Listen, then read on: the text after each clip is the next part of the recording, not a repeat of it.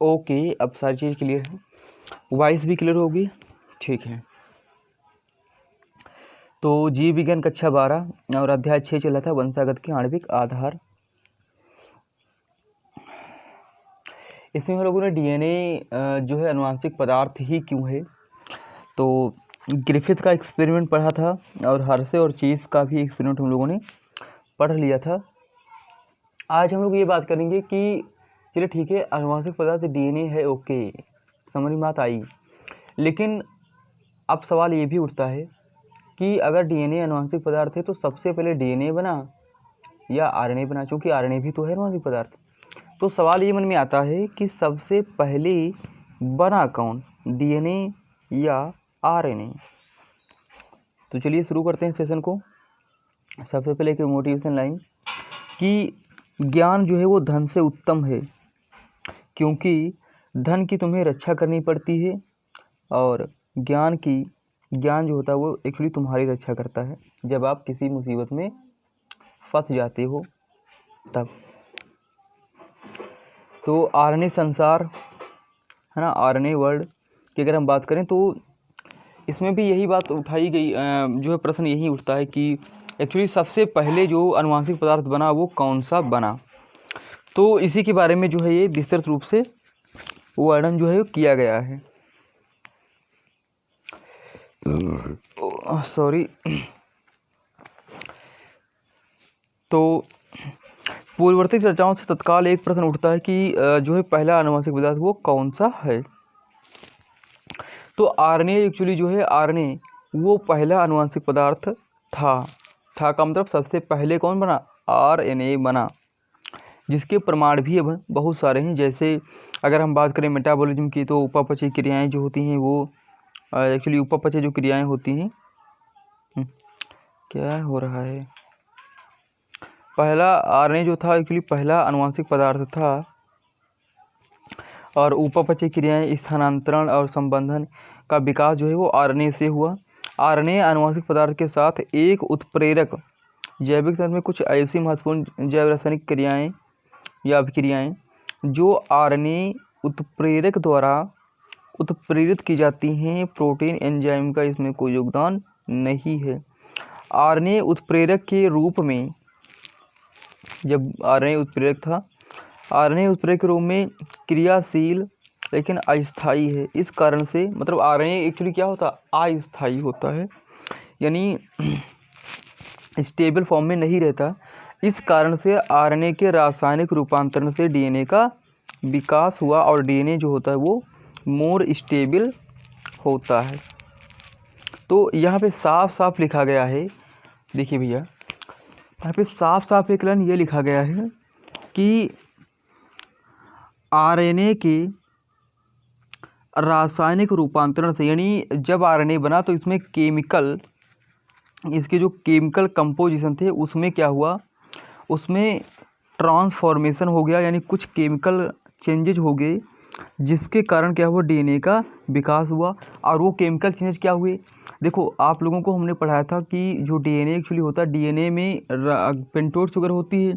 तो कौन सी pentose sugar, DNA में कहा था कि डीऑक्सीराइबोज शुगर होती है, जबकि आरएनए में राइबोज शुगर होती है। कैसे, अब इसको ज़रा समझो। जैसे ये आपकी क्या थी, एक्चुअली पेंटोज शुगर थी, यहाँ पे ये ओ लगा हुआ होता है। इस प्रकार से ये पहला कार्बन, ये दूसरा कार्बन, ये तीसरा कार्बन और ये चौथा कार्बन, यहाँ पे एक होता है पांचवा कार्बन। तो अगर ये यहाँ पे ये पहला कार्बन था, ये वाला है ना, ये यहाँ पे पहला कार्बन था, मार्कर चेंज कर लेते हैं ये, अब ठीक है। तो ये पहला कार्बन यहाँ पे है, तो पहले कार्बन पे नहीं, पहले कार्बन से क्या जुड़ता है, नाइट्रोजनस बेस जुड़ता है। वो कोई भी सा हो सकता है, एडेनिन, ग्वानिन, साइटोसिन, थायमिन। अगर हम आरएनए की बात करें तो यूरेसिल हो जाता है ना, थायमिन के लिए यूरेसिल आता है। तो कोई भी सा नाइट्रोजन बेस यहाँ पे आ सकता है, प्यूरिन भी या पिरिमिडीन भी आ सकता है ना जी। और तीसरे या पाँचवें कार्बन से कोई ना कोई फास्फेट जुड़ सकता है, तब जाकर क्या निर्माण होता है, न्यूक्लियोटाइड का। लेकिन मज़े की बात यह है कि जो दूसरे नंबर का जो ये कार्बन है, इस कार्बन से अगर आरएनए होता है तो यहाँ पे जो है वो OH होता है और यहाँ पे H होता है। लेकिन अगर जो है डीएनए होता है तो भैया जी, अगर डीएनए होता है भैया जी तो यहाँ पे ये O जो है वो नहीं होता, यानी डीएनए में ये O जो होता है ये निकल जाता है और इसका नाम पड़ता है, जब O निकल जाता है, देखिए ऑक्सीजन के निकलने को हम बोलते हैं डी, और ऑक्सीजन निकल रही तो डी ऑक्सी है ना, तो इसका नाम हो गया डी ऑक्सी, बाकी वही नाम है राइबोज शुगर। तो डी ऑक्सी राइबोज शुगर हो गई, कौन सी ऑक्सी और आरएनए में राइबोज शुगर होती है। यहाँ से ऑक्सीजन निकल जाने से, ऑक्सीजन के निकल जाने से इसका नाम ही क्या हो जाता है, डी ऑक्सी, अब इसका नाम होता है डी ऑक्सी राइबोज शुगर। तो आई होप अब बात समझ में आई होगी कि एक्चुअली हो ये रहा था कि जो आरएनए था,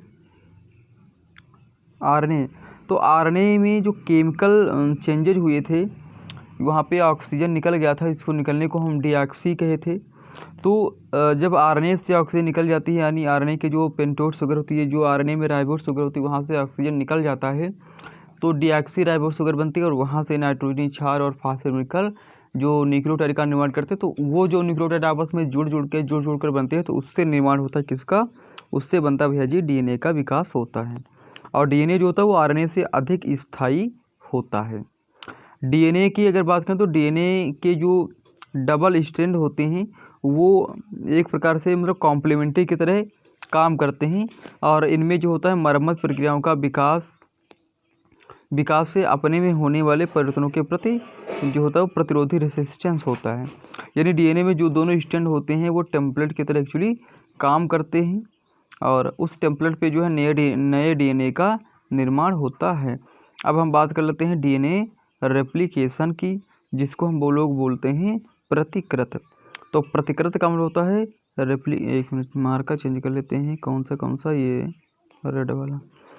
तो प्रतिकृत का मतलब होता है रेप्लिकेशन, यानी डीएनए है तो डीएनए का क्या होगा, रेप्लिकेशन।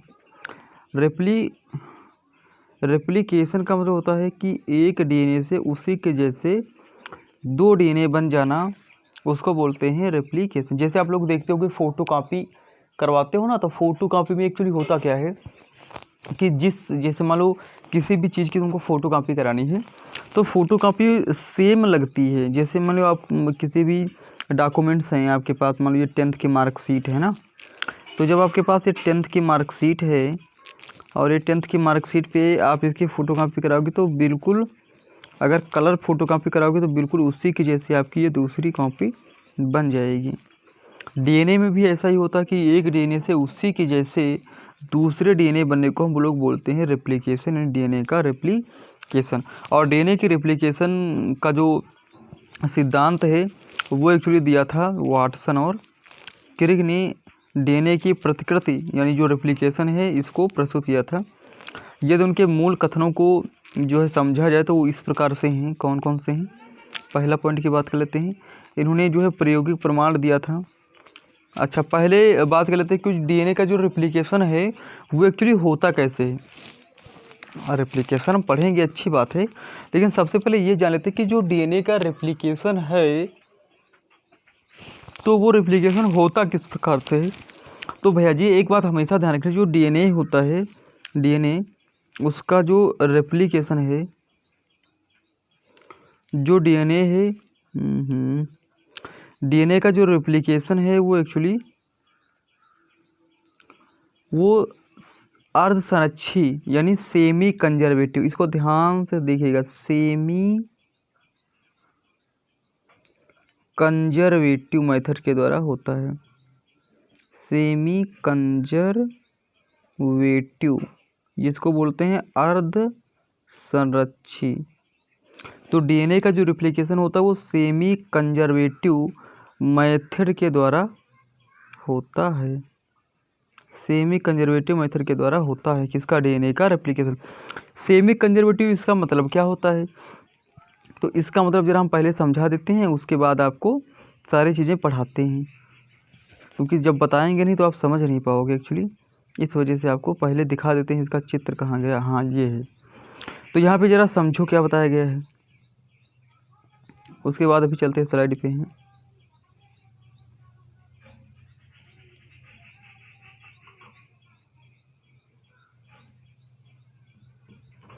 समझो यहाँ पे क्या बताया गया। देखो ये सबसे पहले क्या किया गया, ये एक डीएनए लिया गया। इस डीएनए में जो नाइट्रोजन थी, जो आपके भाई नाइट्रोजनी क्षार बने हुए होते, वहाँ पे तो नाइट्रोजन लगेगी ही लगेगी, है ना। तो नाइट्रोजन क्षार थे, उनको इन्होंने रेडिएक्टिव नाइट्रोजन क्षार ले लिया, यानी पूरे डीएनए को इन्होंने क्या किया, एक प्रकार से लेबल लगा दिया, है ना, लेबल लगा दिया।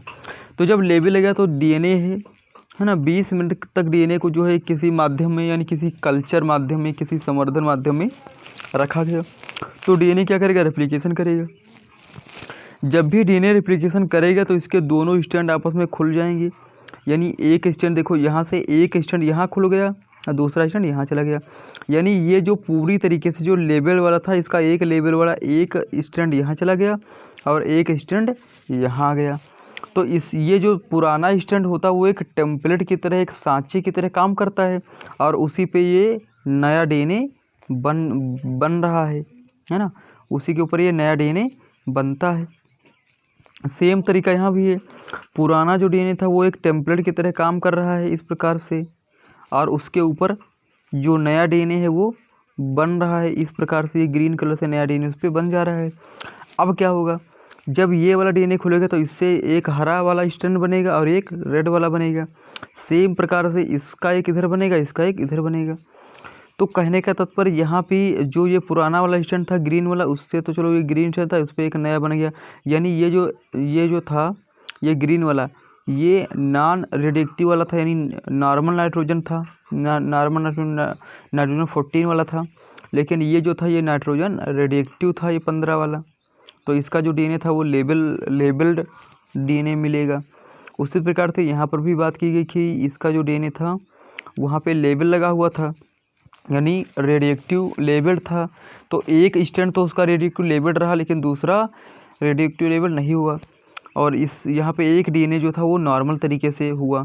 जबकि हमने यहाँ पे पूरा का पूरा डीएनए कैसा लिया था, पूरा का पूरा जो डीएनए लिया था वो रेडिएक्टिव लेबल्ड लिया था। लेकिन जब हमको, यानी ये फर्स्ट रेप्लिकेशन था और ये सेकंड रेप्लिकेशन था, यहाँ पे पहली पीढ़ी लिखी, यहाँ पे दूसरी पीढ़ी लिखी।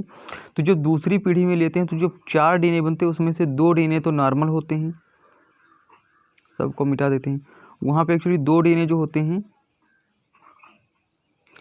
2 डीएनए तो नॉर्मल होते हैं, एक ये डीएनए नॉर्मल और एक ये डीएनए नॉर्मल। लेकिन ये वाले जो 2 डीएनए होते हैं उसमें एक जो होता है एक स्ट्रैंड वो रेडिएक्टिव लेबल्ड होता है, और जबकि दूसरा स्ट्रैंड जो होता है वो नॉर्मल होता है।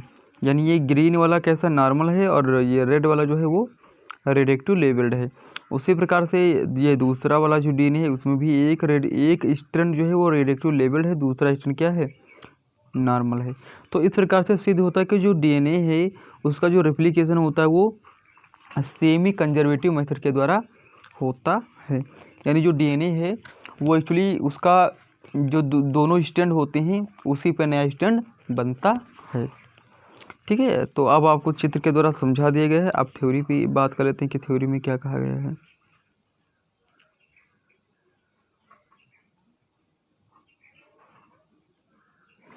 तो यहाँ पे लिखा गया था कि जो डीएनए है उसका जो रेप्लिकेशन एक्चुअली होता है वो आपका सेमी कंजर्वेटिव मेथड के द्वारा होता है, और इसके बारे में जो जानकारी थी वो इशेरिया कोलाई कोलाई से प्राप्त हुई, और आगे जाकर उच्च जीवों यानी जो हायर ऑर्गेनिज्म थे जैसे पौधे और मानव की कोशिकाओं में भी इसका पता लगाया गया। और फिर इसमें इसका जो प्रयोग किया था वो मैथ्यू मिशेल्सन और फ्रैंकलिन स्टाल ने 1958 में जो है इनका प्रयोग करके ये बताया था कि जो डीएनए का रेप्लिकेशन है वो एक्चुअली सेमी कंजर्वेटिव मेथड के द्वारा होता है। तो इन्होंने क्या किया, कैसे जो है अपना प्रयोग किया, इन्होंने जो है ई कोलाई जो एक्चुअली बैक्टीरिया था उसको उन्होंने ऐसे माध्यम में ग्रो कराया, ऐसे माध्यम में इन्होंने कल्चर कराया उस बैक्टीरिया को, ई कोलाई को ऐसे संवर्धन माध्यम में विकसित किया जिसमें नवसादर यानी NH4Cl उसमें जो नाइट्रोजन थी वो एक्चुअली रेडिएक्टिव लेबल्ड नाइट्रोजन थी, यानी देखो रेडिएक्टिव का मतलब आइसोटोप लिए थे। आइसोटोप का मतलब होता है समस्थानिक। समस्थानिक वे तत्व होते हैं जिनके परमाणु क्रमांक तो सेम होते हैं लेकिन परमाणु भार जो होते हैं वो एक्चुअली डिफरेंट होते हैं, तो वो आपके समस्थानिक कहलाते हैं, है ना। तो उन्होंने समस्थानिक लिया नाइट्रोजन 15 वाला। और अमोनियम क्लोराइड कई पीढ़ियों तक केवल नाइट्रोजन का स्रोत है, जिसके परिणाम स्वरूप जो नए जो डीएनए बनते हैं और दूसरे जो नाइट्रोजन युक्त यौगिकों में नाइट्रोजन 15 व्यवस्थित हो जाता है। इस भारी डीएनए अणु को सामान्य डीएनए से सोडियम क्लोराइड के घनत्व प्रवणता से जब इसका सेंट्रीफ्यूगेशन करा के इसको अलग करते हैं तो जो N15 नाइट्रोजन का एक जो डीएनए था वो एक्चुअली रेडियोएक्टिव सक्रिय था, और इसके बाद कोशिकाओं को ऐसे संवर्धन माध्यम में स्थानांतरित किया गया जिसमें साधारण जो NH4Cl था वह निश्चित समयांतरण पर जब इसका मल्टीप्लिकेशन हुआ। तो कुल मिलकर वही सारी बात हो रही है। यहाँ पे इस चित्र को ध्यान से समझिएगा, बाकी थ्योरी पढ़ लेना अपने आप से, उसमें कुछ खास एक्चुअली है नहीं, उसमें और कुछ ज़्यादा बकवास लिखी हुई है। समझने वाली बात यहाँ पे मेन रूप से है कि जब इन्होंने क्या किया,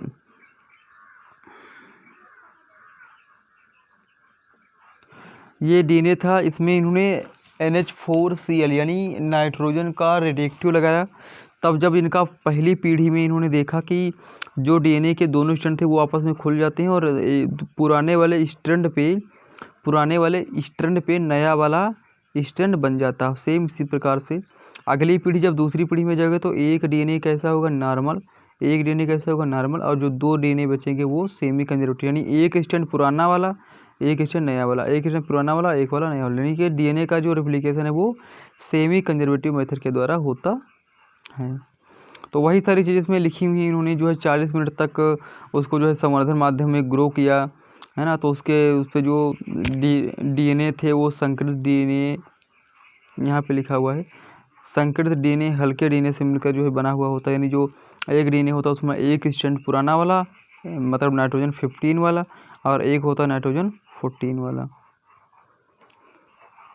फिर उसके बाद 80 मिनट के बाद इन्होंने जो है उसको जो संकलित कराया। तो कुल मिलाकर जो हमने जो डीएनए लिया था वो एक्चुअली पूरी तरीके से रेडियोएक्टिव लेवल लिया था, लेकिन हमको जो नॉर्मल डीएनए मिल रहे थे। आगे तीसरी पीढ़ी में जाएंगे तो और भी नॉर्मल डीएनए मिलेंगे। तो इस प्रकार से पता चलता रहता है कि जो डीएनए का रेप्लिकेशन है वो सेमी कंजर्वेटिव मेथड से होता है। अब यहाँ पे उन्होंने लिखा होगा ठीक इसी तरीके से इसी का प्रयोग टैलेट व उनके सहयोगियों ने 1958 में ही बिसिया फाबा, जो फाबा सेम होती वहाँ उस पर इन्होंने किया। तो वहाँ से भी इनको जो नवनिर्मित डीएनए प्राप्त हुए। गुणसूत्र में वितरण का पता लगाने के लिए इन्होंने जो है रेडियोएक्टिव सक्रिय थायमिडीन का इन्होंने प्रयोग किया। हालांकि इन्होंने तो नाइट्रोजन का प्रयोग किया।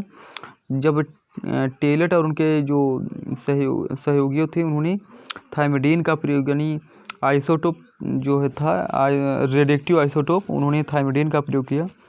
और इस प्रयोग से यह सिद्ध हो गया कि गुणसूत्र में जो डीएनए होता है उसका रेप्लिकेशन जो होता है वो सेमी कंजर्वेटिव मेथड के द्वारा होता है। ठीक है, यहाँ पर भी हमने उसी चित्र को लिया है, तो इसमें कुछ खास समझाने वाला है नहीं। और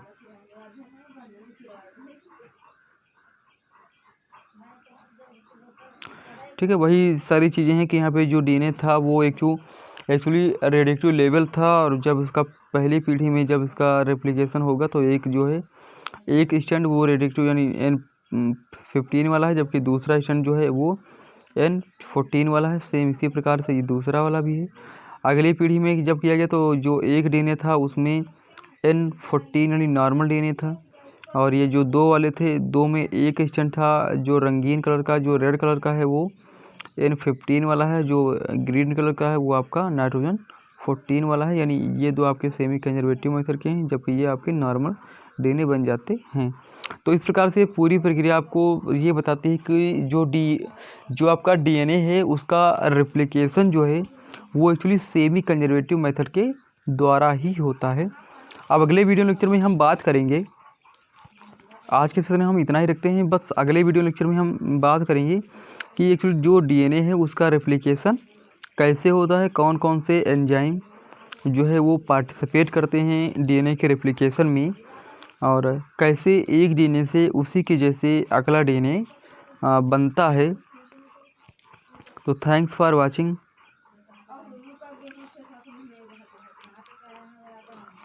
हमारा बायोलॉजी फाउंडेशन का यूट्यूब चैनल है, तो इसको सब्सक्राइब करके बेल आइकन को भी ऑन कर लीजिए, ताकि आपको समय से जो है नोटिफिकेशन मिलते रहें। और इसके अलावा यदि कोई आपको डाउट्स है तो हमारे पर्सनल व्हाट्सअप नंबर 8081581341 पे आप कमेंट्स कर सकते हैं।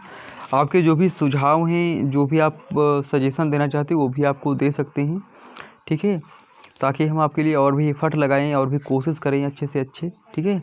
तो आई होप आपको लेक्चर अच्छा लगा होगा। तो मिलते हैं अगले वीडियो लेक्चर में, तब तक अपना ख्याल रखिएगा।